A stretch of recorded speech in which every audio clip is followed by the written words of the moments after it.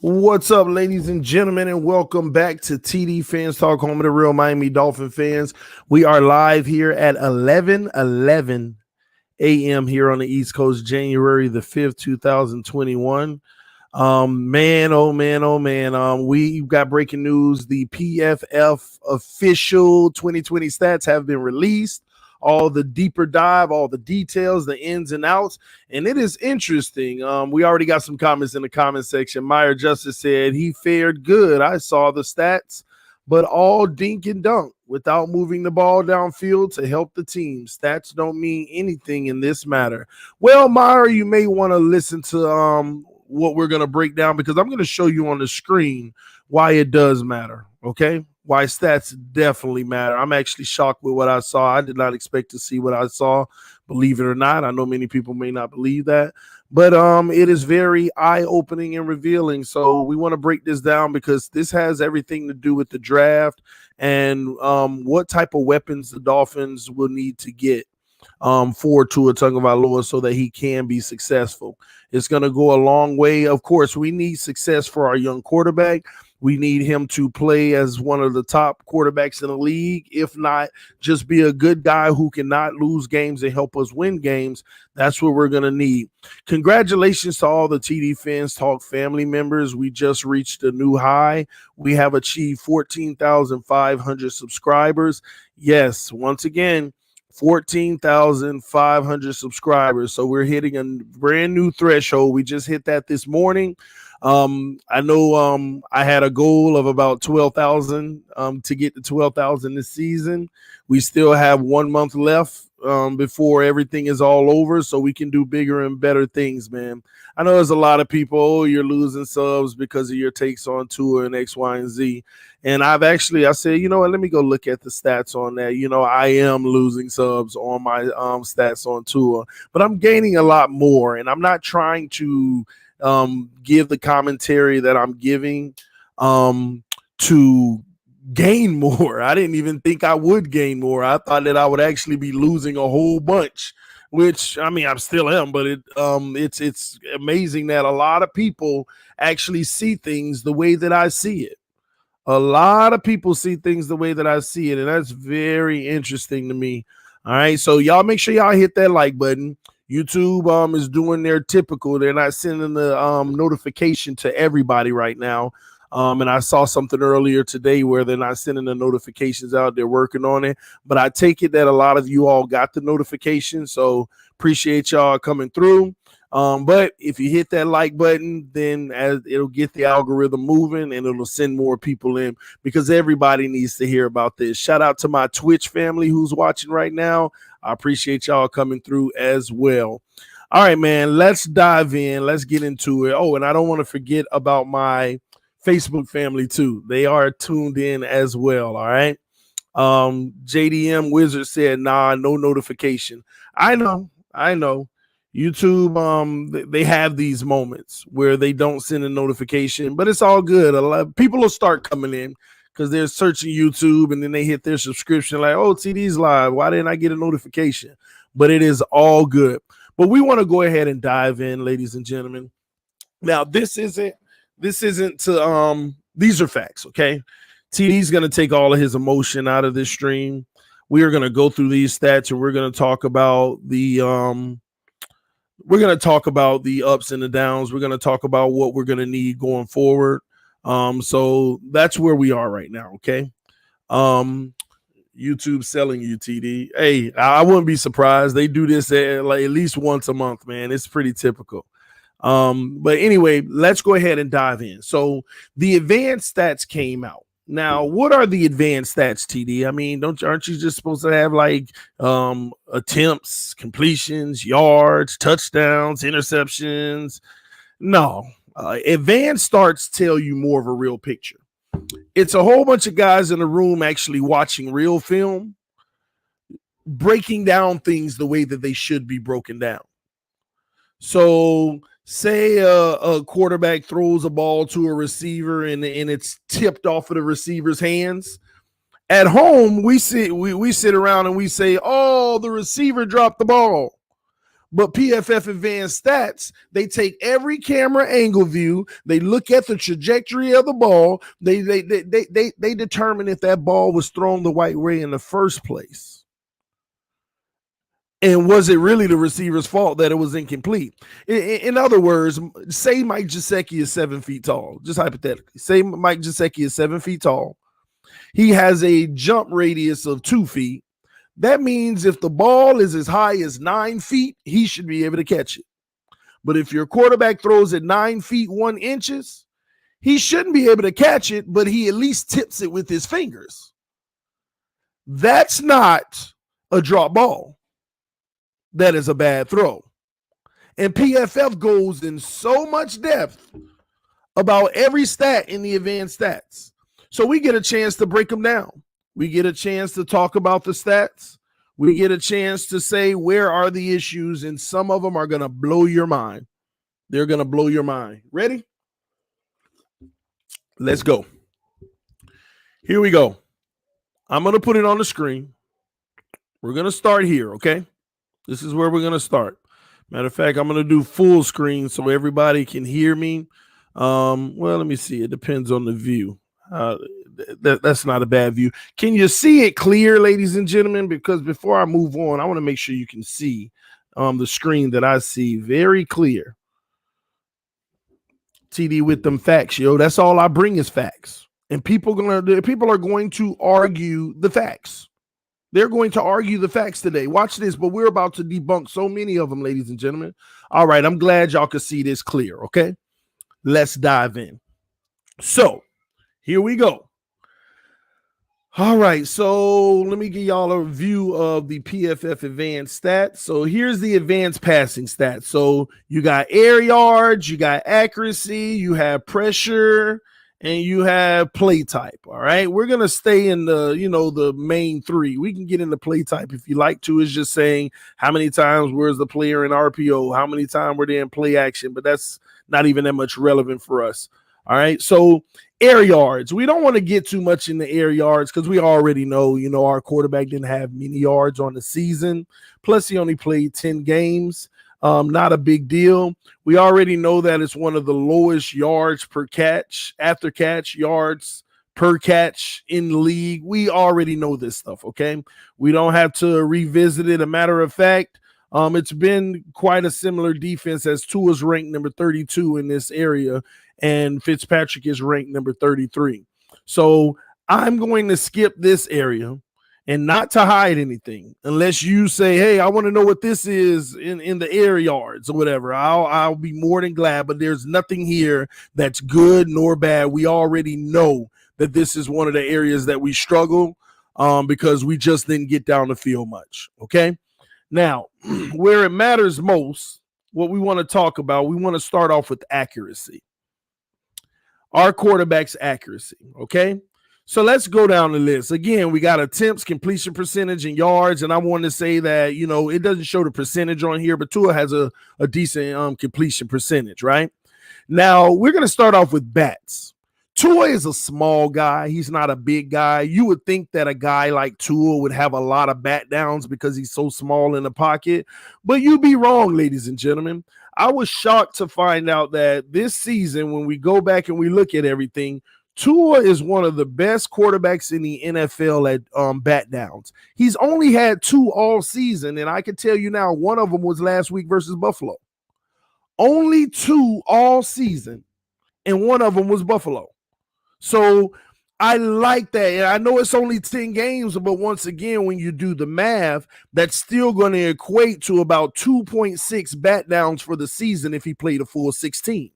So that is a good look. So that helps me feel better about his size. Okay, a lot of his passes aren't getting batted down. He's avoiding those defensive linemen that are trying to put their arms up. He's making it happen in that regards. And I was happy when I saw that. It kind of made me feel a little bit more at ease about him. A little bit more at ease about him not being short. Okay, now, throwaways. Let's go to the next category. This is a category that's a little bit concerning for me this year for our young guy.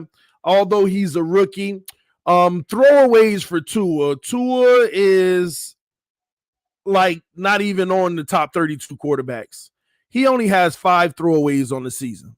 5. He only has 5 throwaways on the season. Now, that averages half of a throwaway per game. Half of a throwaway per game because he played 10 games. So had he played the full 16, he would be somewhere around 8 throwaways in the season. But you see all the quarterbacks that play 16 games and 15 and 16, they're almost tripling that. He only has 5 throwaways on the season. He's holding the ball, and this is where, we've talked about this. This is obvious, he's holding the ball a lot longer than he should. Every quarterback should at least have 1 throwaway a game. Come on now. Like you could be the best of the best and have a 90% completion, but every quarterback should at least have 1 throwaway a game. He's averaging half of a throwaway. And the stats don't lie. I don't think anybody's arguing whether or not he's holding the ball too long. I think a lot of people have come to that conclusion. So he's going to have to do a better job in the offseason, working on doing drills such as Downset Hut, looking at progressions. Oh, it's not there, get rid of it. Like making it a part of his mechanics. It's not there. Get rid of it. He has to have that internal clock feeling the pressure to get rid of it. So I hope that he works on that in the offseason because I think that's going to help a lot. Why is it going to help a lot? We left points on the board this year at times when we were in field goal range and we took sacks. And those are the moments that make you cringe, So I think this is an area that I really do think that you can correct easily. You're like going to camp and get rid, like have everybody yelling at some point, like hire 3 high school kids on the sideline to make $8 an hour and put them on the sideline all next to each other. And every play when he hikes the ball, count the 3.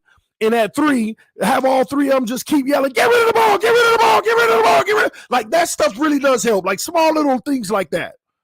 You can invest $24 an hour paying 3 high school kids $8 an hour. Well, let's be fair, in today's world, give them $10 an hour at least. You can pay $30 an hour during camp to have somebody on the sideline literally yelling. And really your staff should be doing that anyway. All those equipment managers and all that stuff should be doing that. So I think this is an easy fix. He just needs that grilling.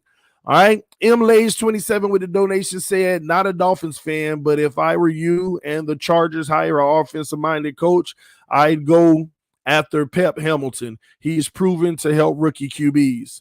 Well, I like that because I know a little bit about Pep, but here's the deal. They thought that Adam Gase was proven to help QBs. So I'm going to, like those things, I just sit back and see what Flores and Greer thinks, and we go from there. All right. Z-Con said, just support my brother. Love your content. Keep it up. Thank you, Z-Con. Everybody keep criticizing me, but I'm getting 10 times more love than criticism. And I want the people that criticize me to know that, I get 10 times more love than criticism. So maybe you're not a part of the masses like you think, so think about that. All right. It's no need to bash and attack. I'm just telling you how it is. I'm going with what I see. All right. But let's keep it moving, y'all. We want to dive deeper. So we've already hit the bat downs. That's a good stat for Tua. I like that. The throwaways, he got to stop holding the ball because that's going to elevate his game and give him more opportunities and allow him to live to see another day and not put him in deep down and distant situations, taking sacks on what may have you. All right. Spikes, we don't have to worry about. That's just, spiking the ball to stop the clock. That's a stat that we don't need to get into. Now, here's the biggest eye opener, ladies and gentlemen. Here's the biggest eye opener. Oh my gosh, here we go. Y'all might want to put your seatbelt on. TD, what about all the drops? What about all the drops by the receivers? I said this last week. Y'all have to stop over exaggerating with these drops. Believe it or not, we have just as many drops as all the teams in the NFL. This dude in my comment section lit me up. This dude is delusional. Talk about we have as many drops as other teams. This guy, I can't deal with him. I'm unsubscribing. So the advanced stats come out, and let's look at the drop percentage. Drop percentage. Okay. Do you know that Matt Ryan, Tom Brady, Ben Roethlisberger, these are guys who have high drops? Andy Dalton, Aaron Rodgers, Drew Luck, Carson Wentz, Drew Brees. These are high drop rates. These are high drop rates. Now this is going off of how many passes did you throw and how many were dropped by the wide receivers. Now let's find Tua. Tua is 21st in the league with 4.3 drop rate. 4.3 drop rate. And I'm supposed to sit here and continue to bash a group of receivers. He has a 4.3 drop rate. Who has some of the best in the league? Kyler Murray, Nick Foles, Trubisky. Look at this. Even Patrick Mahomes has a higher drop rate at 4.9. Even Patrick Mahomes has a higher drop rate at 4.9. Russell Wilson, 5.1 drop rate percentage. Now, I already know, and now I got to go into detail and help y'all understand something, because this is what the people that want to deny. Bro, that says he only had 12 drops on the season. There were 11 yesterday alone. That can't be right.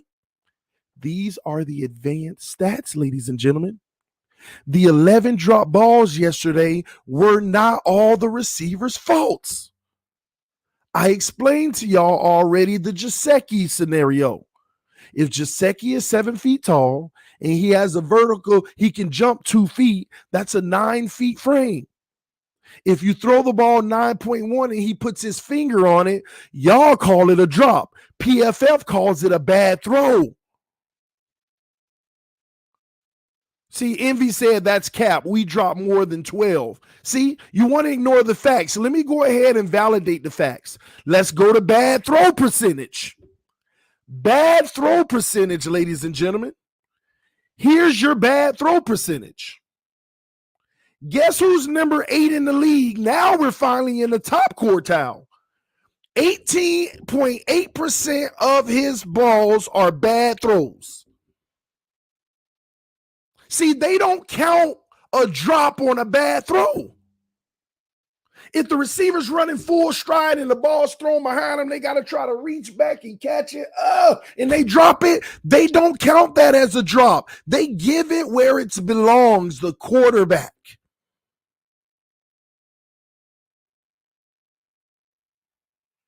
Bad throw percentage. Bro, I know what you were saying, but I've seen more than 12 drops. I've seen more than 12 drops. I've seen about 25 drops at least, but not that doesn't mean it's the receiver's fault. That doesn't mean it's the receiver's fault. The ball's thrown extremely low. The receiver, trying to make a play like, couldn't get it. It touched his hands. You got to come up with that. That ain't the receiver's fault. The ball should have been up in the numbers in stride. And PFF takes that into consideration. But people are going to ignore this. Let's go to on target. On target percentage. The percentage where you're actually on target. Where's Tua? On target, he's ranked 30th. His passes are 74.1% on target.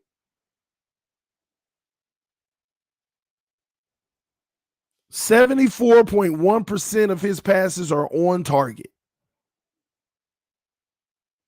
And that's ranked 30th in the NFL. There's gonna be so many people that try to debunk this. But how do you debunk the facts? This is what I be telling y'all every week when I go watch the all 22 film. I said the same thing with the Jakeem Grant deep ball, right? I said, man, when I watch the all 22, Jakeem Grant's running on a straight line, but the ball's thrown 5 feet to the right of that straight line, and he's going full speed, back shoulder, tracking the ball, trying to get over there and get it. That is the worst position you could put a receiver. Oh, no, TD, that was right in the kisser. It was only right in the kisser because Jakeem Grant made a heck of a play to track it down, but couldn't finish. That was not an accurate pass. Will said, give the kid a break. This ain't about the kid. This is evaluating the talent to determine. Like, guys, if y'all were running a business to feed your family, if you were running a business to feed your family, maybe then you would be critical of every aspect of your business. You're not going to say, give the kid a break if your children are starving. You're going to evaluate these numbers and say, man, my business needs to be better in this area. Y'all, can you give the kid a break? We are evaluating our team and being fair. So we're talking about what we need to improve on. This is not a good look. Everybody's sitting here making excuses and they wonder why we lose every year. Clear stats. He doesn't throw the ball away, he holds it. The drop percentage, we're one of the best teams in the league not to drop the ball. We're at 21. There are 20 teams above us that have more or higher drop percentage than us. Bad throw percentage. Out of all of his throws, he's 8th in the NFL, 8th highest bad throws in the NFL. On target throws, he's number 30th in the league. People talk about no run game. What does that have to do with the moments when we drop back to pass? What does the run game have to do with his inaccuracy, his bad throws percentage, more than everybody else? What does the no run game have to do with him holding the ball? What does his run game have to do with he has one of the least amount of drop passes?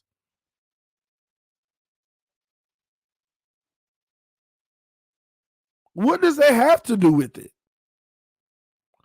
What does no ground attack? I could show you teams that barely run the ball anyway. Listen, if we're number 27, 28, 29, 30, 31, and 32 in every category, come on, y'all.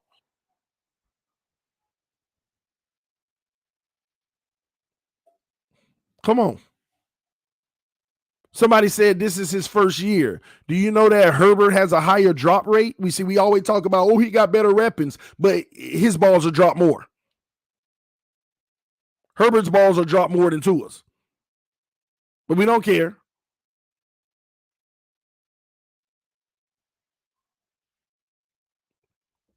Somebody said, look at the receiver separation stat.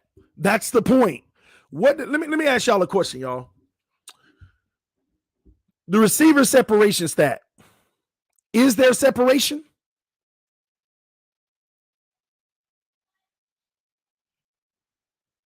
Somebody said somebody had a video that showed the exact opposite of this. Well, guess what? Did they put it on the screen or were they just quoting numbers? See, you have it on the screen right now. TD didn't make this website. TD didn't make this website. I didn't make this website. I didn't do this. I didn't make this website. No, we're not debating anything. Somebody said, so what are we debating? We're not debating anything. We're going through the numbers. We're talking about what we need to be better at the quarterback position. We're going through the PFF Advanced stats that just came out that gave us a real picture on how our quarterback did. so we can identify what were really the areas. So when people say, oh, his receivers dropped the ball more than anyone, they can come to these stats and they can go to drop percentage and they can see that, wow, we were actually 21st in the league. There were 20 other teams that dropped the ball more.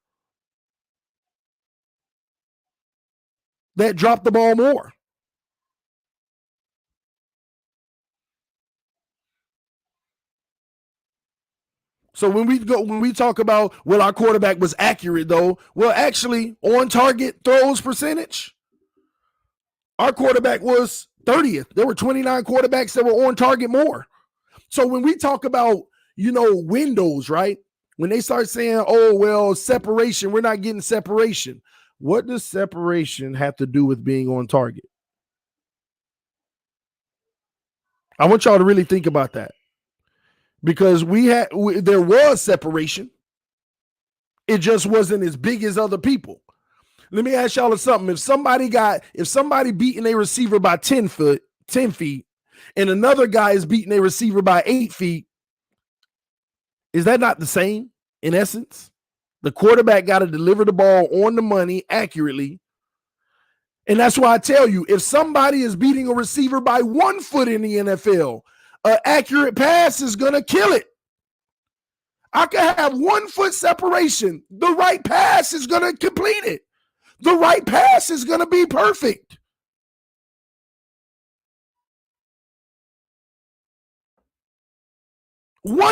Give me 1 foot separation in the NFL. If you have an accurate pass, you're good.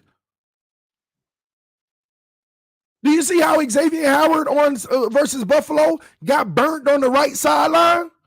He was like literally half of a foot behind the guy, but Josh Allen laid a perfect pass.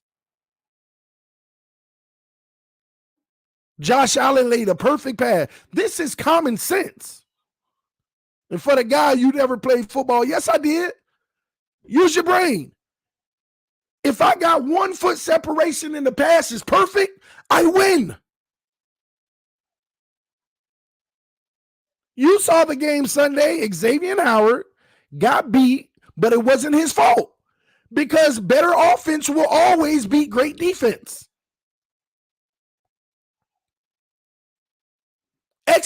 Somebody just said that X did what he was supposed to do. That's my point. X was he trailed by half of a yard. He was right there touching the man, but the pass was perfect.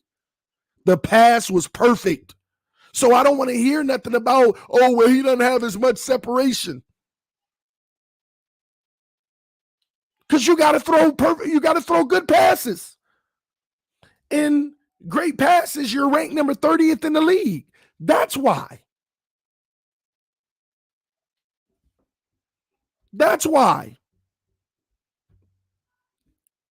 1 foot and 5 feet is a different margin of error.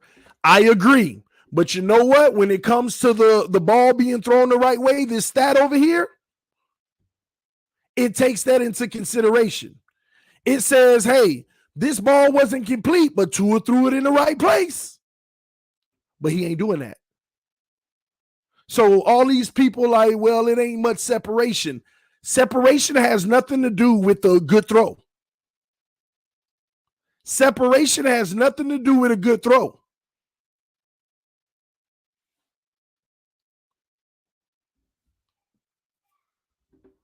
And then I'll actually give you one on top of that. You know why his bad throw is also high? Because sometimes you shouldn't even throw it to that guy. That is really zero separation. Especially when you got wide open guys out there, because that is a myth too. Everybody, well, there's nobody open. Every week I watch the all 22 on plays where he threw into double coverage. There's somebody wide open. Every week that I watch it.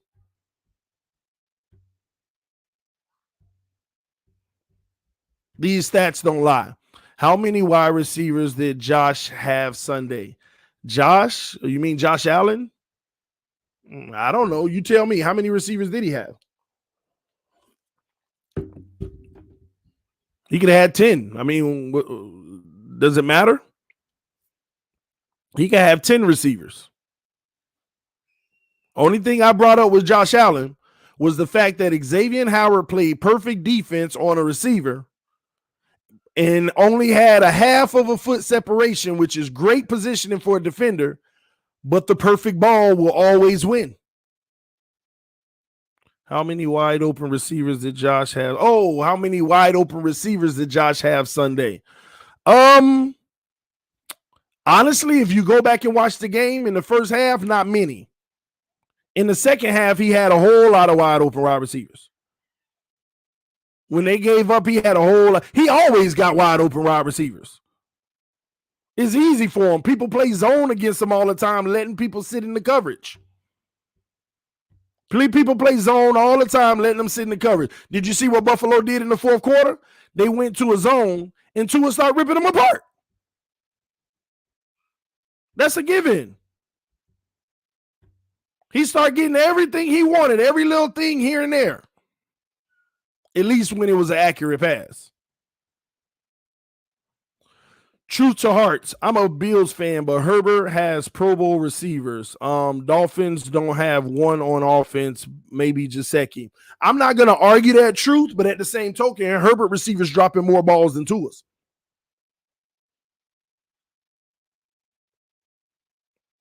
See, y'all keep on equating the weapons with the facts.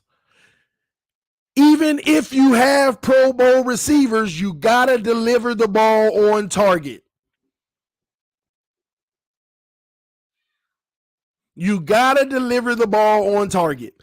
Even if you have Pro Bowl receivers, you got to deliver the ball on target. Because what this stat is telling you that he's not delivering the ball on target as often.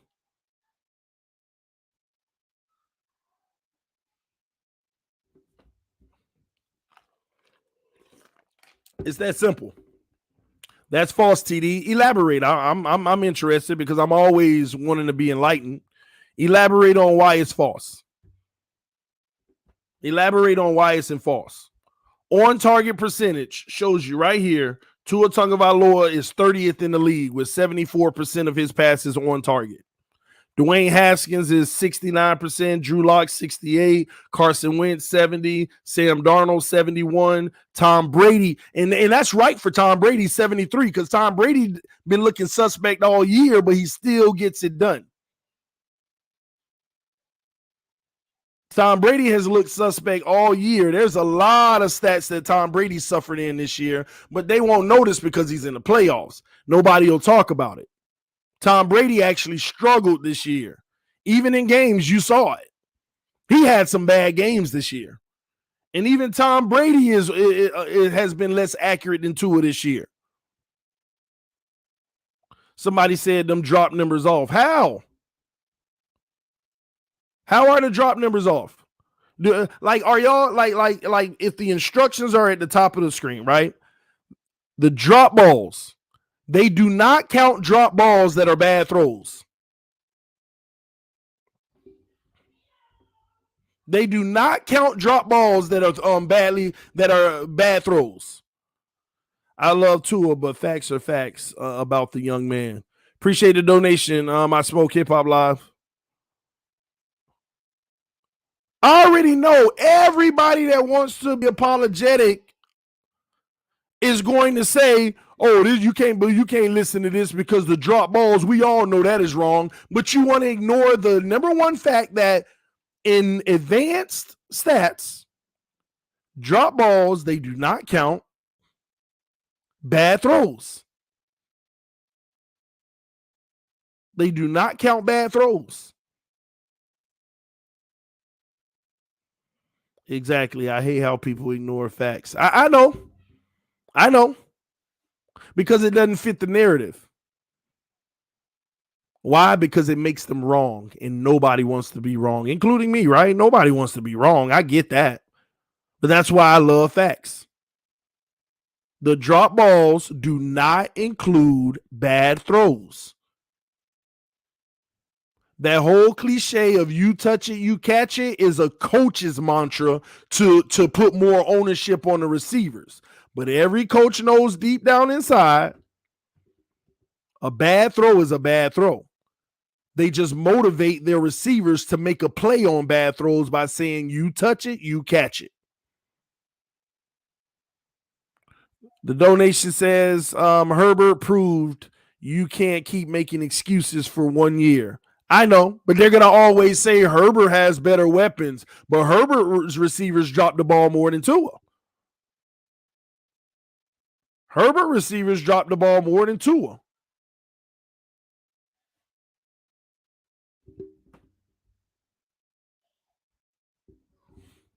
Tua isn't accurate. He is nervous because the coverage is tight. Got to remember, in the NFL, corners are better, but receivers are also better. And you ain't never lie. You're right. I think that's what it is. He's nervous because the coverage is tight, and he doesn't want to throw in the smallest of windows. He does not want to throw, because don't forget all the plays where it was almost intercepted. Like, think about it. Like, you know what? Let's be honest. To me, he's had just as many almost interceptions as drops. Just as many. I don't see that stat, TD. Which stat? Which stat you talk about, Rashad?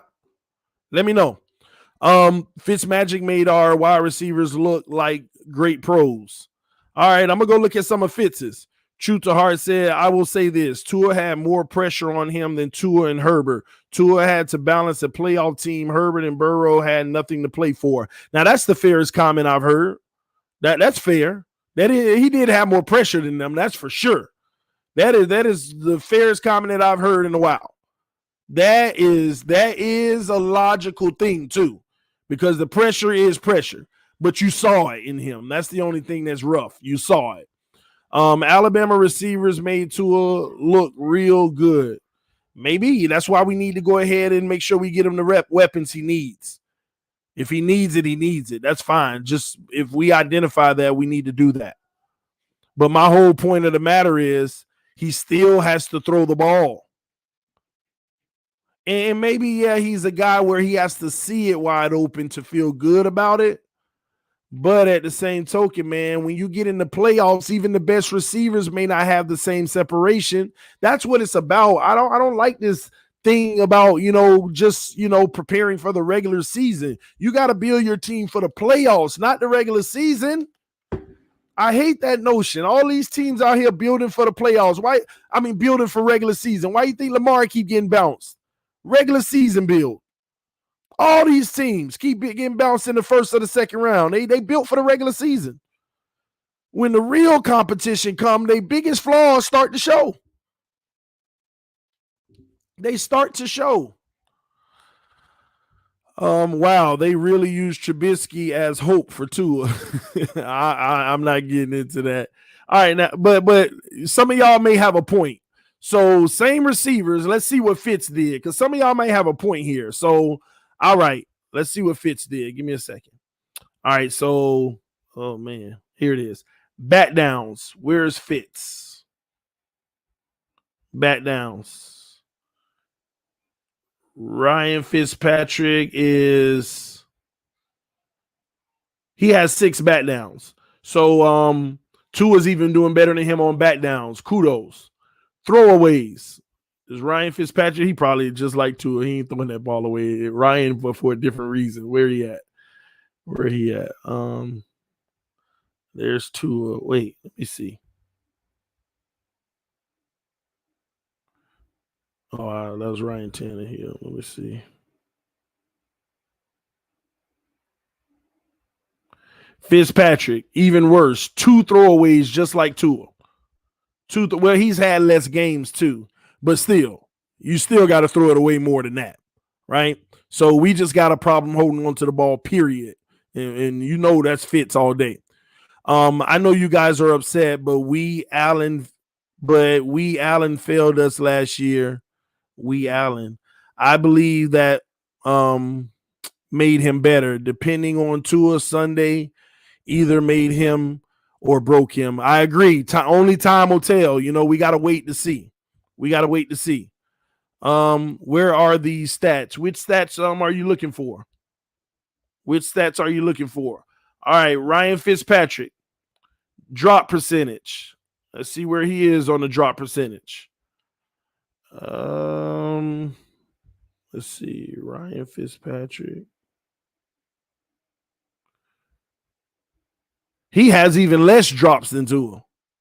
Tua's has a really good rating on drops, 21st in the league.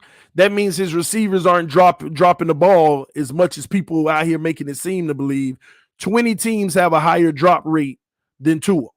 20 quarterbacks have a higher drop rate than Tua. Ryan Fitzpatrick, 26 quarterbacks have a higher drop rate than him. So honestly, these receivers didn't drop the ball at the scale that everybody made it seem. And trust me, let me help y'all understand something too. These are the type of stats that organizations look at. They don't look at no raw drops. A real organization is saying, how can we count that a drop on a receiver when the quarterback threw it to the ground and he dove and touched it? These are the type of stats that organizations look at when they're making a determination. What else we got on Fitz? Let's see. So again, the drops were just fine by these receivers. Bad throw percentage. Where's Fitz on here? Tua, top quartile in bad throws. He's number 8. Ryan Fitzpatrick. Wow. Ryan Fitzpatrick is 30th. He has one of the least bad throw percentage. The same tight windows. He has less bad throws. Even with the picks. Because guess what? Even if he gets picked off, PFF counts all the picks that Tua should have had on bad throws that were dropped. Rashad Brown, you can say, nah, our drops are catastrophic all you want. But if you sat in that room with these PFF guys and you went through the film, you'd be like, okay, I give you that one. That ain't the receiver fault. Okay, I give you that one. That one. You're going to come out and you probably going to come up with the same number, but you're not. It's easy to sit there without actually going to watch every single one of them and say, nah, ours is catastrophic, because you see it real time in the game. You see a receiver jump up and it tip his hand and it's incomplete. Oh, man, you got to come down with that, and the whole comment section go jumping on that player. But the film shows you that was actually thrown too high and behind his back or whatever. You're not even giving your receiver a fair chance to catch it. You're making everybody have to work 10 times harder to catch a ball. We're going to sit here and live in that delusion. Nah, I knew what my eyes saw. Everybody was dropping the balls. Yeah, because they were busting they behind to try their very best to reach out and catch them. Now, of course, there were some regular drops. Of course, like, oh my gosh, you ain't helping your receiver right there. But y'all don't realize how many bad throws there were that were close, but they were bad throws. There were a lot of bad throws, y'all, that were so close. Like, you were like off by 6 inches. You oversailed that. The receiver touched it with his tip of his fingers. Come on, man. All right. Let me see here. Let's keep it going. Let's finish up with Fitz real quick. On target throws, where does Fitz rank? On target, he's 6th in the NFL. Fitz was actually very accurate this year, y'all. Fitz been in the league how long? What, 14, 15, 16 years or something like that? Yeah, he's been in the league a long time. He's supposed to be more accurate. He's supposed to. You're right about that. No denying that. But here's my point. How long Justin Herbert been in the league? See, bad throws has nothing to do with your weapons. You either make a good throw or you don't. You either make a good throw or you don't. Your receiver can drop the ball, but you still get credit for a good throw if it was on the money. Stats don't lie, man. All right, so we got those two. Now we want to go to pressure. Now we want to talk about pressure real quick, okay? Pressure stats, PFF pressure stats just came, all right? And I love this one. PKT time.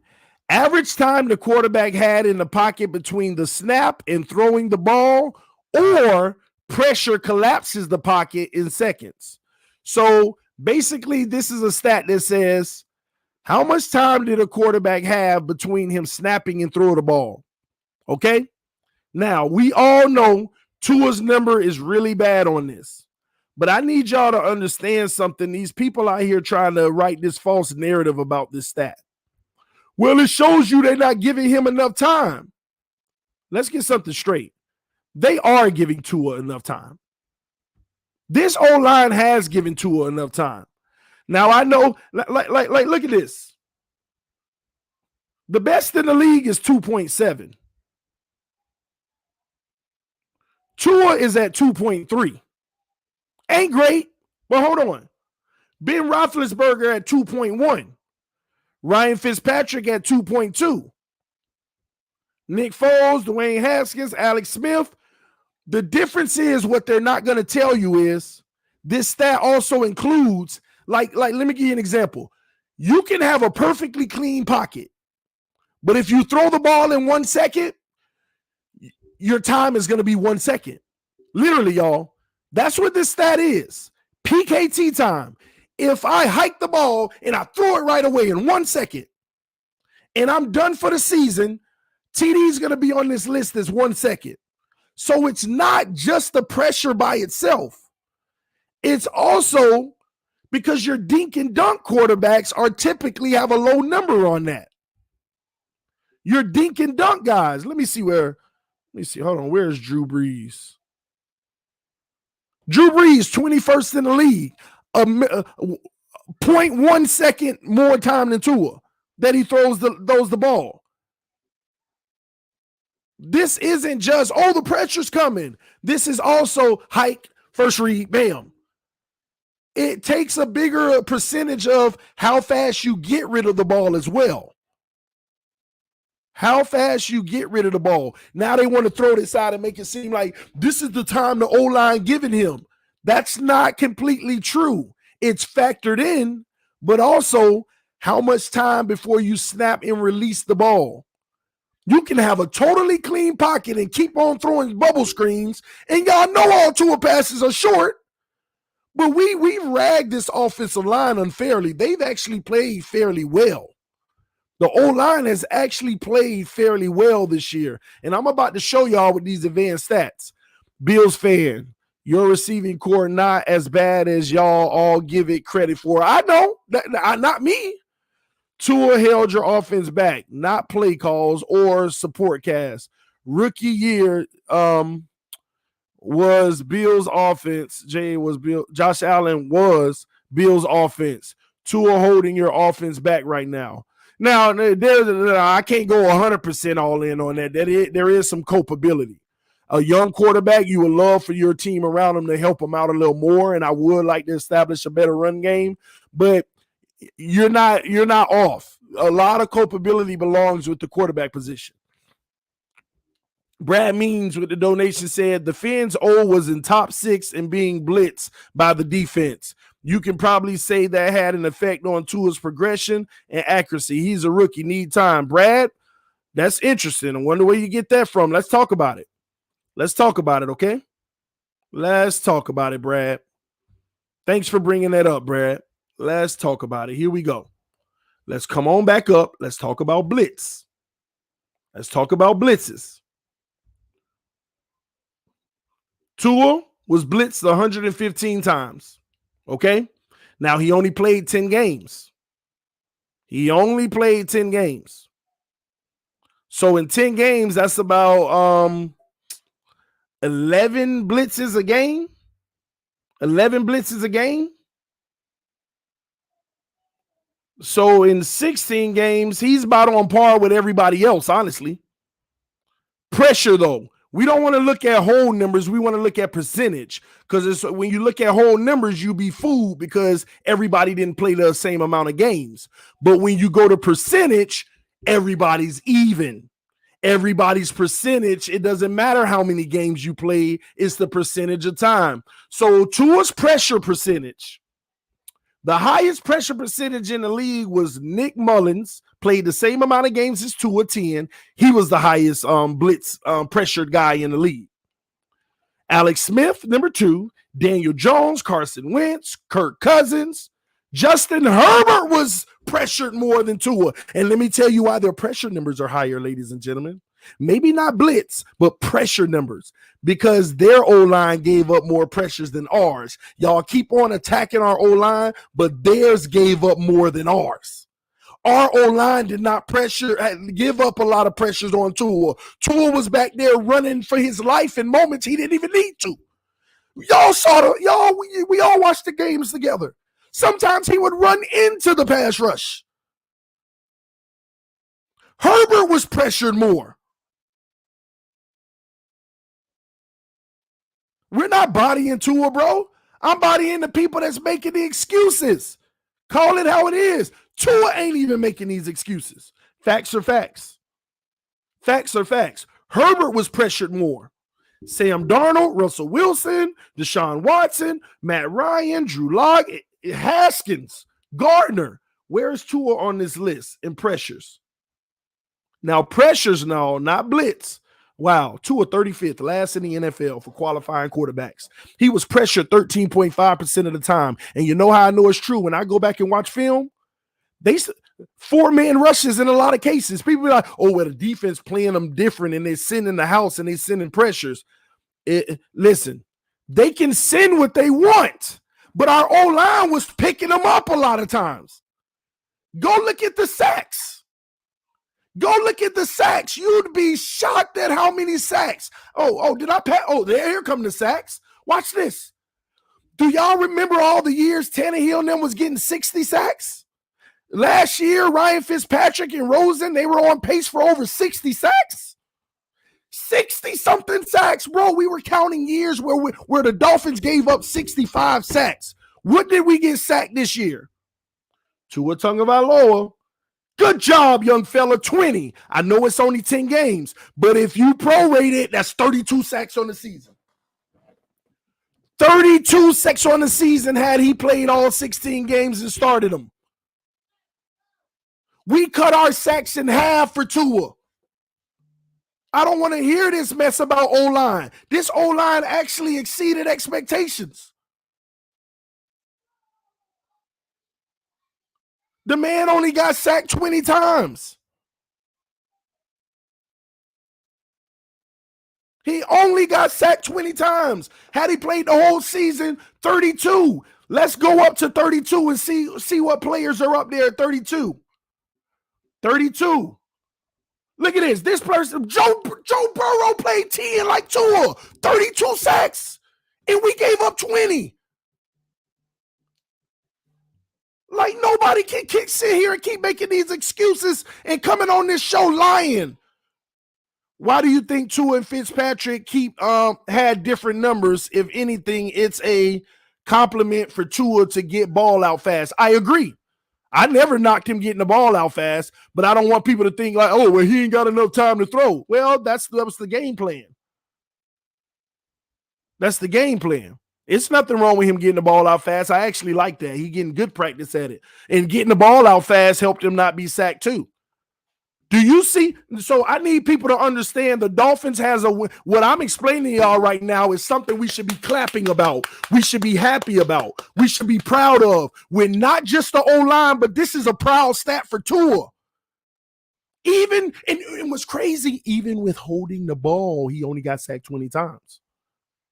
So that means he's doing something really, really, really, really well in the pocket.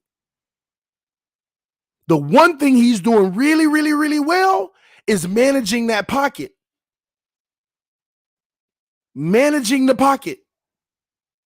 But don't sit here and make it seem like the offensive line ain't giving him time to throw. His pressure is one of the lowest in the wait, hold on. I said one of the lowest in the league. I believe it is the lowest.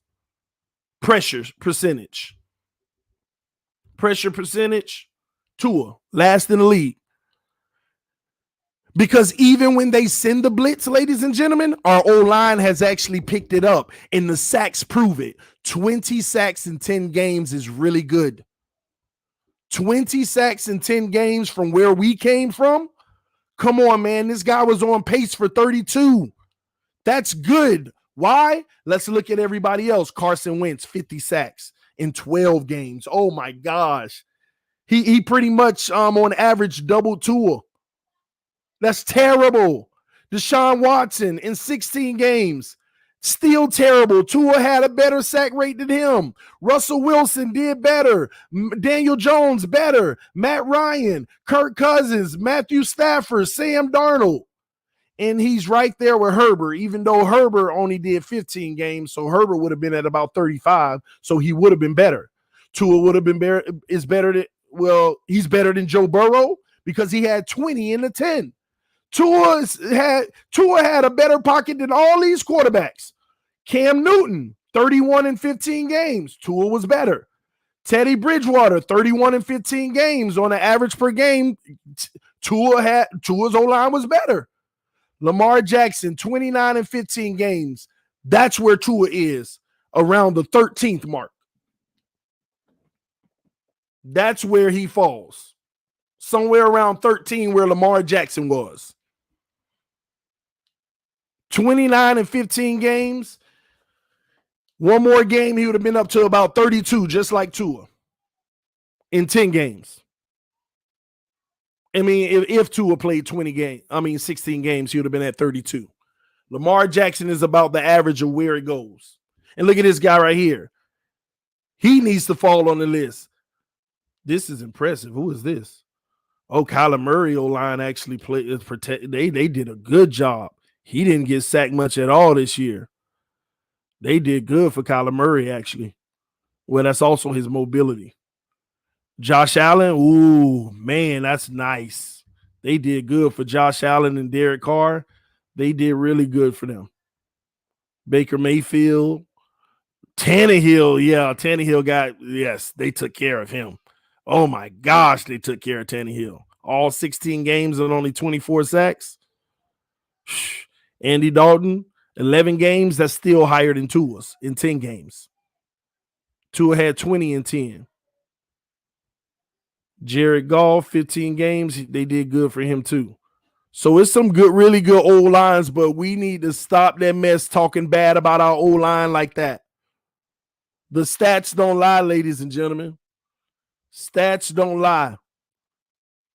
Tua did a great job actually not getting sacked. Really good job not getting sacked. But again, the pressure percentage, he was last in the league on pressures. Why? Because our O-line picked him up. Y'all know what a pressure is, right? How many times you were pressured per drop back?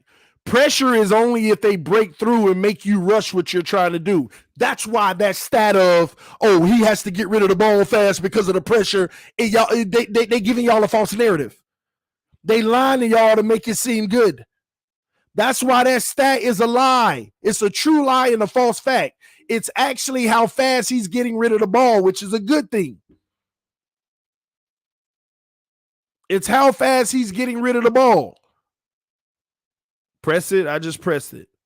Tua is at the very bottom. He is the least pressured quarterback in the NFL. That don't mean he the least blitzed, because he gets blitzed a lot, but he's the least pressured. The O-line has been picking him up. O-line has been picking him up. Yep, DJ, it's crazy. Alabama fans are bad. Nah, I mean, I'm gonna leave that alone. TD, now they talking about the weapons. They didn't catch the beginning of the video. They didn't catch the beginning of the video because remember they were yelling at me, cursing at me last week when I said our drops are on par with the rest of the league. And when we just pulled it up, matter of fact, we have one of the best drop rates in the NFL. 60% of the NFL has more drops than us. They didn't catch the beginning of the stream. TD is Tua our guy. I have no clue, bro. Time will tell. Time will tell. Because it does make life easier when you do have more weapons that get wide open. But at the same token, I got to see him actually deliver the throws on wide open guys in the NFL because he's not throwing the ball well either. The stats show you. Tua is not our guy. O-U-R, not A-R-E. So that means he might be our guy. Man, barely watch Herbert play in college, but the The times I did, I knew he would be good, be a good one. Eye test. Man, sometimes you just gotta use the eye test. TD, is Myles Gaskins our guy? He's not our guy. He's gonna be one of our guys. He's gonna be one of your guys. I truly believe it. Bro, I feel Tua isn't as bad as we think. He just isn't a first rounder, but I think he can prove himself next year. I agree with that. You're funny, TD. We just had 11 drops in one game. Ty, go watch the video from the beginning. I've already explained it, and you would understand. You would understand better if you go watch the beginning of the video. We did have 11 drops in one game when you look at raw stats. Any ball that touches a receiver's hands on raw stats are a drop. But this is PFF. They watch the film. If the ball is overthrown by a foot and the receiver extends their whole body and it touches the tip of their fingertip, it's no longer considered a drop on advanced stats. It's considered a bad throw. Tua had a lot of bad throws that touch receivers' hands. And I've been saying that all season because I watched the film after every single game. And what have they've been saying to me all season? Bro, you don't know football. I mean, you watch the game just like us. Those are drops. And I've been like, why am I coming out? I watch, like follow me here. I watch a game live, and even me, I say, yeah, there was a lot of drops by the receivers. Sunday night at 1 a.m. to 3 a.m, I'm watching a whole bunch of film of the game, just film. And then Monday morning, I wake up at like 6 and I'm watching film in the morning. And I'm like, wow, that's a drop, but it ain't the receiver's fault. Wow, that's a good pass, and that's on the receiver. That's the receiver's fault. Wow, Tua actually threw that back shoulder when the receiver was running in stride and had to reach back to try to get it, and it was dropped. That's not on the receiver. And I go through them, and I'm like, we had 6 drops today, but really only 2 of them are real. And I'm going through game by game, and I come on this stream, and I say, bro, all those drops aren't on the receivers. Oh, TDU delusional, man. We ain't got no good receivers. Because some of y'all just want to think that, oh, just because they're not big-name guys and they're not good receivers, you want to bash them. It's easy to jump on the no-name guy. It's easy to jump on the little scrub that didn't get drafted, and if it touches his hands, we can blame him.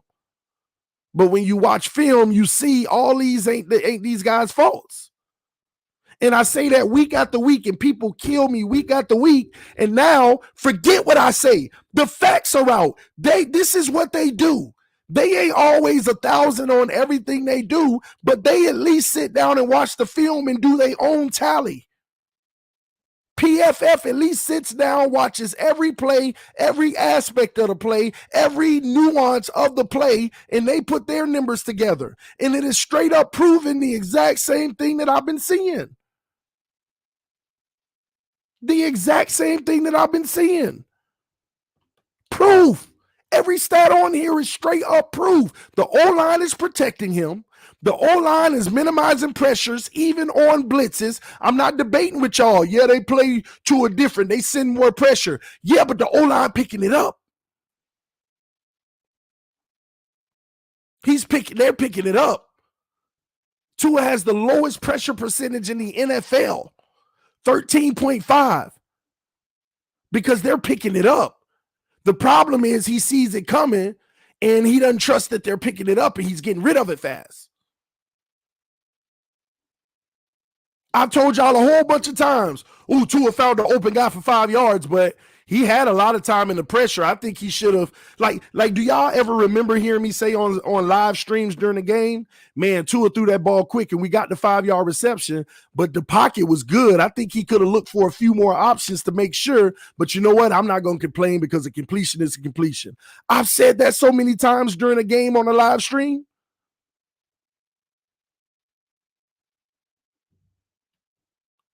I said, you know what? I'm a beggars can't be choosers. We got a completion.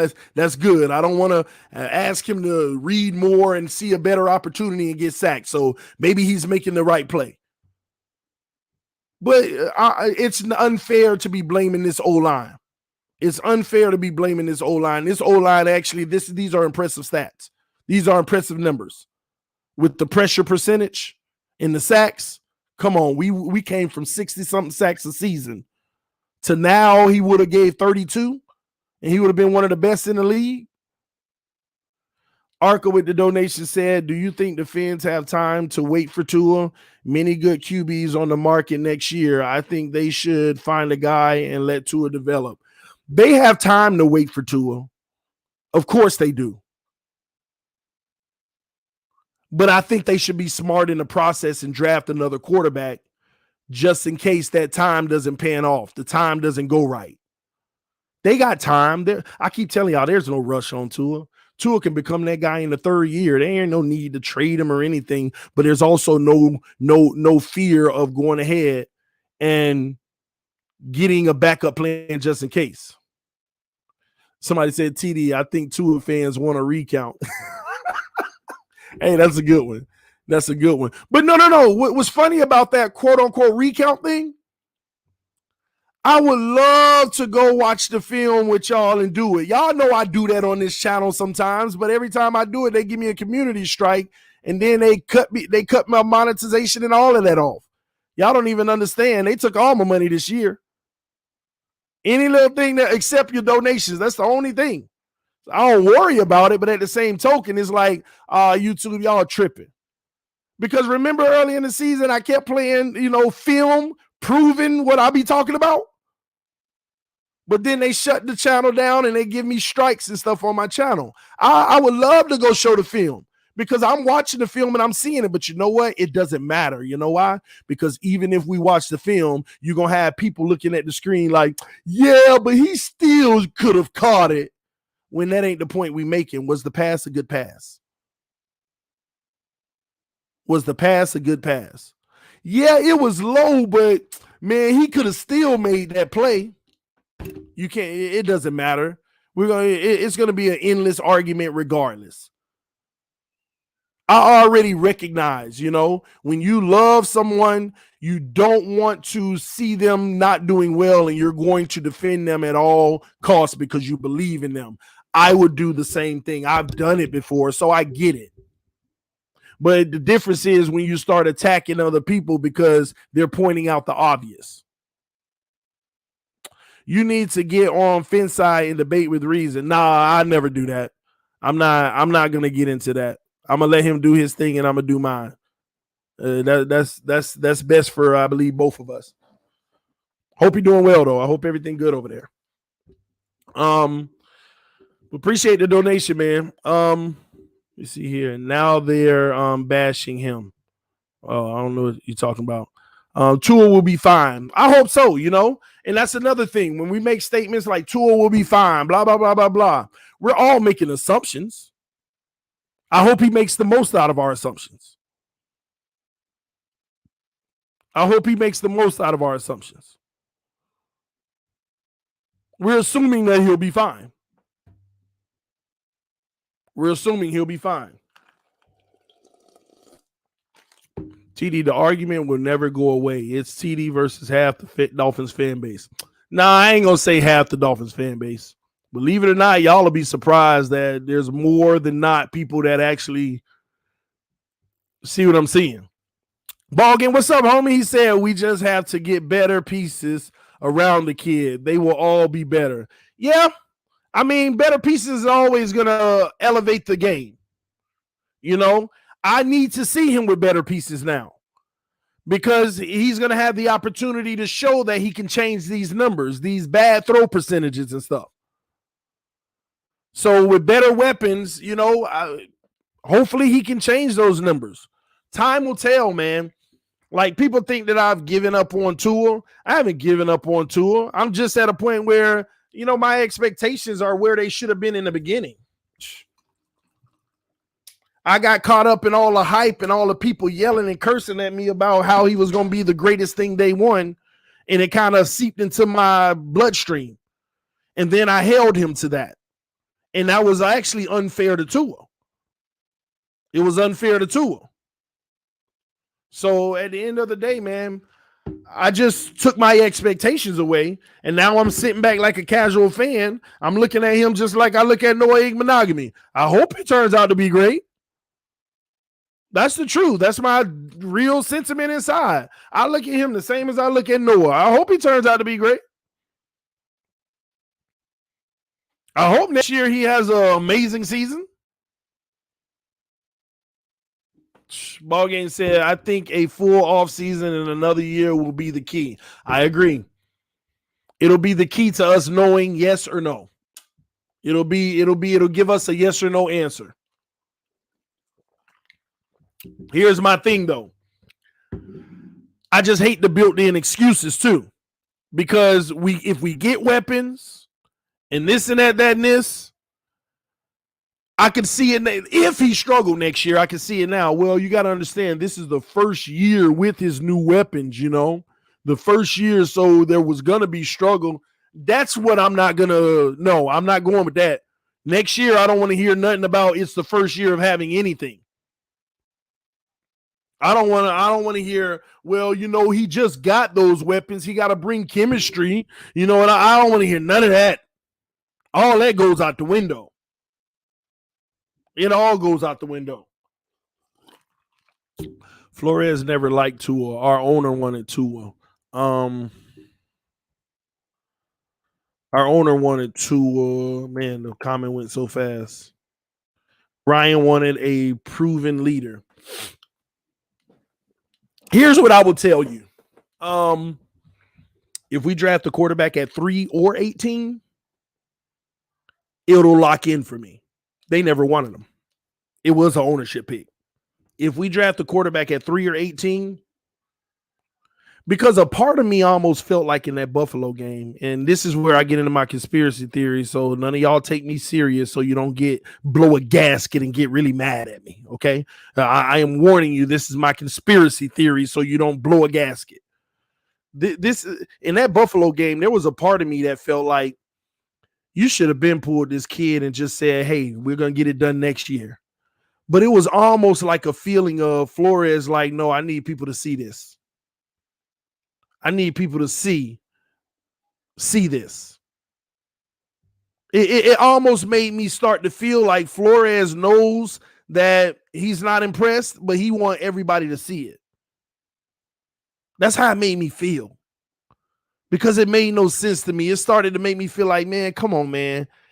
Pull him in the fourth and just say, hey, we'll get him next year. We already know at this point we are not coming back.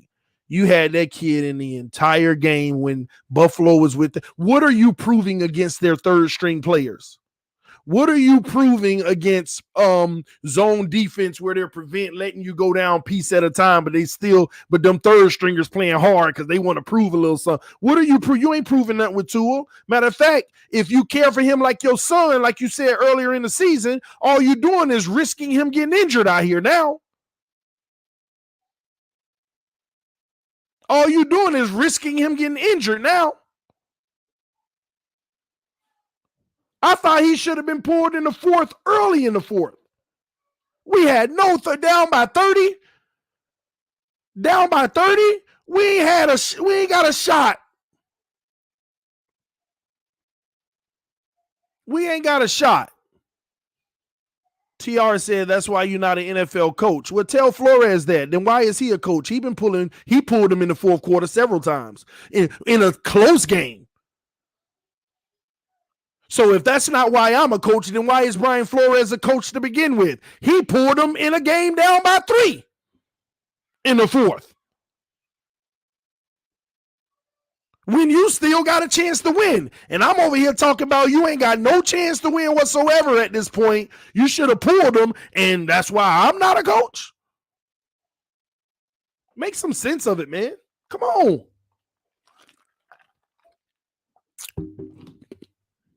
Make some sense of it.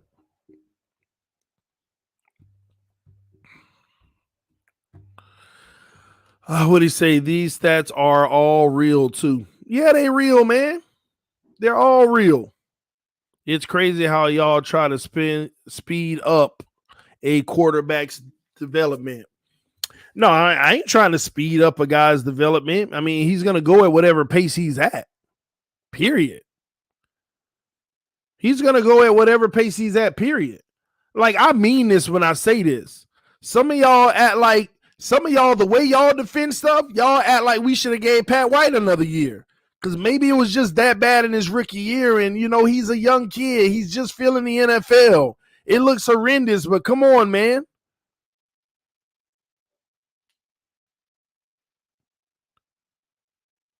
Maybe the Cardinals shouldn't have gave up on Josh Rosen. But, hey, then again, we did too.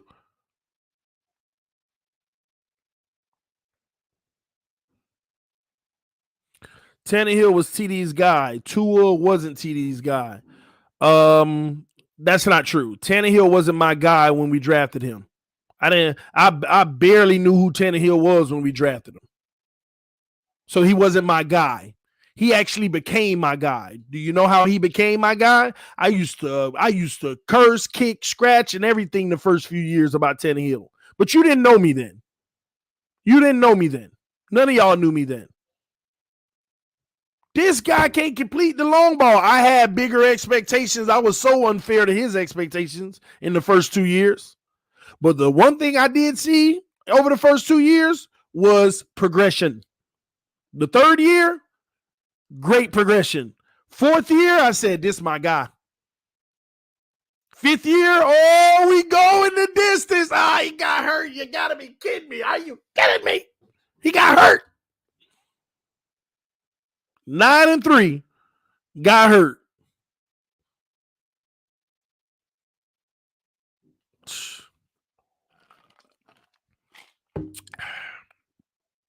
So he wasn't my guy. He became my guy. And I'm hoping Tua wasn't my guy either. Everybody knows I wouldn't have drafted him at 5. I wouldn't have drafted him any lower than 8 or 9. But I want him to become my guy. See, what some of y'all don't like is the fact that if he goes out and ball out next year, you're going to see me raving and say, he's here. He did it. No, TD, keep the same energy. I don't have to. That's the point. If he proves that he's the guy, I can get all excited as I want. See, some of y'all waiting on that moment to happen to say, yeah, TD, now what? But you're going to see me cheering. You're going to see me happy. And you're not going to like the fact that I'm happy that he proved me wrong. I want to say that now to y'all because it's not going to bother me. That's what I need to happen. Because if he's proving me wrong, we're Super Bowl contenders. We're Super Bowl contenders. Derek Moore said, what stat are we watching right now, TD? You can pick whatever one you want. We already went through it. We went through all the stats, the advanced stats. We went through his pressure percentage, how much pressure was actually on him. We went through the blitz, the time that he threw the ball. We went through the sacks. We went through his accuracy, his on-target percentage, his bad throw percentage, the drops, the throwaways, bat downs. And 80% of all the stats debunk all these narratives that people keep on saying. They debunked them straight up. 80% of these stats debunk them.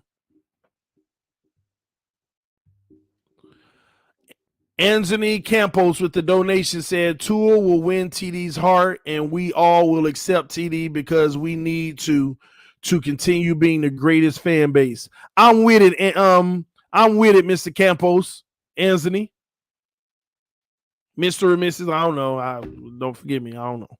Campos. But I'm with it. And if they don't accept me, it don't matter. I accept me. I'm going to be rooting, hooping, and hollering. Tua's the GOAT. Tua's the GOAT. That's what y'all don't understand. I'm just a critical person. I made that decision 2 years ago. I am going to be critical. Because they say I was wrong for not being critical about the last 20 years with Tannehill and everybody else. I say, you know what? I need to be critical. Our front office needs to be critical. Our front office needs to be precise, detailed, critical, and make sure that we are evaluating things to the tooth and nail and not falling in love with friendships like Dallas Cowboys, Jerry Jones. not making friends that play for you and this and that and this. We need to be critical. We need to criticize the rookies like we do the vets. We need to criticize the vets like we do the rookies. Just period. Football is football. Now, fandom, a lot of y'all are living in that world for me. He's a rookie. Yeah, give him a pass. That's fine. I give him a pass if I'm going to put myself in, well, he's a rookie, as a fan, you give him a pass. Yeah, that's me too. Yeah. But just straight up football, you didn't look good. Your numbers in this was bad. Your numbers in that was bad. Let's improve them. What's wrong with that? Brian Flores doing it. Brian Flores in the office saying, you look like this. You're doing this. You're doing that. We need this. Brian Flores saying it straight out. I can guarantee you when they had their meetings, he getting it straight up filter free. Guarantee you.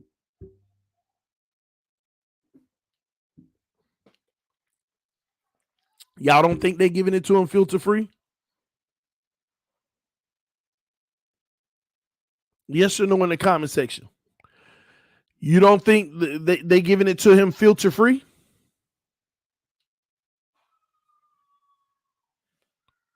So if they giving it to him filter free, they not in the building saying, but he's a rookie. I can guarantee you they ain't in the building saying he's a rookie. The only people in the building saying he's a rookie is the general manager when it comes to, am I giving up on him or not? And the answer right now should be, no, I'm not giving up on him because he was a rookie. The only person that should be saying I'm not giving up on him because he's a rookie is Chris Grier, because you don't give up on him because he was a rookie. But outside of that, we talking football. We talk about what you did well and what you didn't. Because guess what, y'all? Guess what? If Tua threw for 5,000 yards, 50 touchdowns, went to the Pro Bowl, was the rookie of the year. Matter of fact, the first time rookie MVP. Y'all will be mad at somebody saying, man, y'all can't look too deep into those stats, man. He a rookie, man. He ain't that good. He just a rookie. All of that can come back down to earth. Oh, then it changes, right? Tell me I'm wrong. If the man had been the best thing of all time his rookie season, and I came on here and I said, man, y'all need to stop blowing things out of proportion. Those stats are all good, but he was a rookie. That don't mean nothing. He was a rookie. Oh, why you hating, TD? Why you hating? Same thing applies. Same thing applies.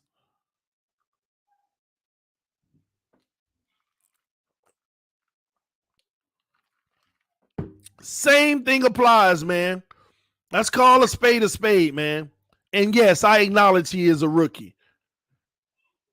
And the only thing that matters to me in his process of being a rookie is the fact that you don't give up on him because he was a rookie. He could turn the corner tomorrow. Ballgame said, can any of you in here tell me one player on this offense that is leaving the Dolphins to go be a number one option somewhere else? I'll wait. No one at all. No one at all is leaving to be a number one option. Nobody can tell you that, Ballgame. Nobody. We all know he needs some weapons to help out. We all know he needs weapons to help out. But he still got to improve his own flaws. And all of his flaws aren't just from a result of not having the best receivers in the run game. All of his flaws are not a result of that. Some of it may be. Time will tell on that. He can get the best receivers in the world. If he struggles next year with them, then y'all like, oh, well, never mind. I mean, I thought that's what it was. We don't know. We only know once we see it. There's been a lot of quarterbacks that teams have loaded up weapons for them, and they still look trash. Not saying that's going to be Tua, but we don't know until we see it. So I urge the Miami Dolphins to go get him what he needs. I don't want a Tannehill repeat where we sit here. We need an O-line, but we don't go get the right combination. We need a better receiver. We go get the receiver, but not the O-line. Like, we pick and choose. And then when we go get something we need, we let something else go that was doing well. Now we need that. TD, you see 2021 opponents yet? Yes, I've seen it. I've seen the 2021 opponents. I might actually do a video on that and go through it. We're going to break that down. Patience and time give him a solid O-line and with no cracks and some weapons to hand off to. And I think they say he'll be fine. Again, I'm not going to let people abuse the O-line here. Of course, we could be better on the O-line like any team. But this O-line, when you look at the advanced stats, at the end of the day, this O-line took care of Tua. The man had 20 sacks. He was on pace to have 32 in the season. We went from 60-something sacks a season to 32 if he had played all 16. Pressure percentage, we just went through that. This offensive line allowed the least amount of pressures in the NFL, 13.5% pressures. Yeah, they sent blitzes, but the O-line actually picked them up. So that tells you, when they watched the film and they evaluated these numbers, they basically said, oh, they're sending pressure. Oh, the O-line picked it up. Tua threw it fast. He had more time, but he threw it as if he didn't. Nothing wrong with that. He may have gotten some completions out of that. That's all good. But this O-line allowed the least amount of pressures in the NFL, 13.5. Least amount. I'm not debating whether he was blitzed more, but they picked him up. They picked the blitzes up. One of the lowest sack totals in the NFL. He up there with the top of the rest of them. Top of the second quartile in sacks. They picked it up. And this O-line is new. Imagine another year of them gelling and us getting better, even better in the draft in the O-line. But we're not going to blame the O-line. We're not going to blame the O-line. We did something this year with the O-line that we ain't doing 20 years. Facts. Facts. To all the Finn fans who refuse to see his issues, if we had a redraft, where does he go? Herbert, Hurts, Burrow, Love, Eason. If there was a redraft today, knowing what we know now, this is hypothetical, of course. This is playing a game because that's what we're doing here, playing a game by going through this. But if we redrafted, yeah, I mean, everybody knows Arca. He wouldn't even be drafted in the first round. Herbert, Hurts, Burrow, Love, and Eason would probably go ahead of him. You're right. But again, next year we could look at it and be like, man, I would have took Tua over all of them. That narrative can change next year. It can change next year. So I get what you're saying, though. Yeah, if with what we know now, yeah, general managers and organizations, they're going to go with what they saw this year. And we know that. We know that. No shot Eason would go ahead of Tua. Yeah, maybe not, but I don't know. Oh, man. No, ball game love Josh Rosen too. Listen, I wouldn't have gave up on Josh Rosen. I would have had him as a backup at the worst. This man is dead last on almost every stat. Why I'm not surprised, TD? Because we've been talking about it all season. And competing with people that want to ignore facts. They want to ignore facts, man. Mr. Ballgame responded to you, Mike. He said, I'm just not designed to be all jaded and bitter. You never have anything positive to say about anyone, so please excuse me if I'm completely disregard your opinion about about it went too fast about anything, sir. And he is right though, Mike. He is right. Mr. Ball Game, only positive to talk about. And oh man, these comments going so fast I can't even read them. I couldn't even read it. It went by so fast I don't even see it. Ball Game balling on the haters. Ball Game the homie, man. The offense was sorry. Yeah, we just had a bad offense this year, but it's crazy to me, man. Slow mode not turned on, TD. Slow mode? What is slow mode? Mike predicted us to go 4-12. He's a negative Nancy. Man, everybody knows that though, man. Mike was like, same old team. We'd be lucky to win 2 games. We probably go 4-12. No shot. Man, but everybody already knows Mike, man. You ain't gonna take that man serious in a lot of stuff. Ball Game, love you. But you can't defend Tua. Your arguments have failed and been proven wrong. Man, see, y'all gonna make us have these round tables, man. Man, if I was Tua, I'd leave after my contract year. To each his own. You're a grown man. If I was him, I'd do what's best for him. I would do what's best for him. It's that simple. But anyway, man, that's all, man. I don't want to hamper y'all too much longer, man. We in about an hour and a half. Listen, we already know y'all.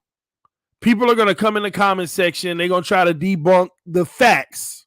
I'm not giving opinion. I wasn't giving opinions today, ladies and gentlemen. Was everybody yelling about my opinions? I was not giving opinions today. We were able to show facts.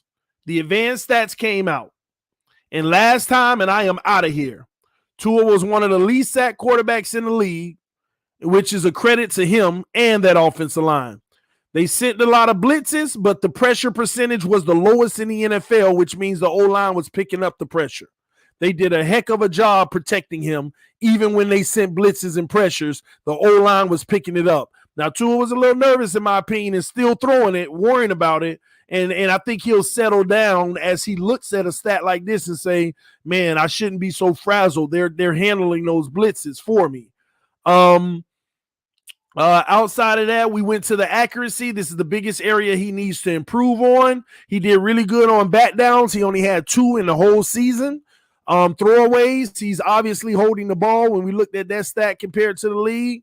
The drop pass percentage, that was the biggest shocker of the day, because Tua Tagovailoa is 21st in the NFL in drop passes by receivers. That means 20 teams have more drops on a percentage basis than Tua. 20 teams have more drops on a percentage basis. And the biggest argument is going to be, but bro, they only have 12 drops on there. And once again, quickly explain, PFF goes and watches the film. If it is a drop pass and it is a good throw, it's a drop. If it is a drop pass and he overthrew it, underthrew it, threw it back shoulder that where it should have been led, it is considered not on the receiver but on the quarterback, which shows in his on-target percentage, which he is one of the worst in the league with his on-target percentage. Tua ranks in that area number 30th out of all quarterbacks with on-target percentage. So it is clear. Everything is correlating with each other. Everything is Pro Football Reference. Forgive me. Okay? Everything is correlating. It all makes sense. All the numbers correlate with each other. All right? So with that being said, you go check it out yourself. Pro Football Reference. It's a good site to use. So make sure you go check it out, all right? That way you can dive in and you might say, hey, TD, you missed this stat over here. That actually explains this and you're wrong. Email me. I always want to be right. Right? Shouldn't we want to? So I'm going to check y'all later, man. Our young guy has a lot of work to do, but the good thing is I have the full confidence that he's going to put that work in. I have the full confidence he's going to put that work in. He's going to do it. He's going to do it. And he's going to impress us next year. All right? Somebody said I need to react to what Skip Bayless said about Tua. When did he say it? Today? I haven't seen what anybody else had to say. But if it was today, I'll go check it out. All right? All right, man. I'll see y'all later. Love y'all. Appreciate the love and support. This TD FinStalk, home of the real Miami Dolphin fans. Catch you soon. Peace. Love y'all.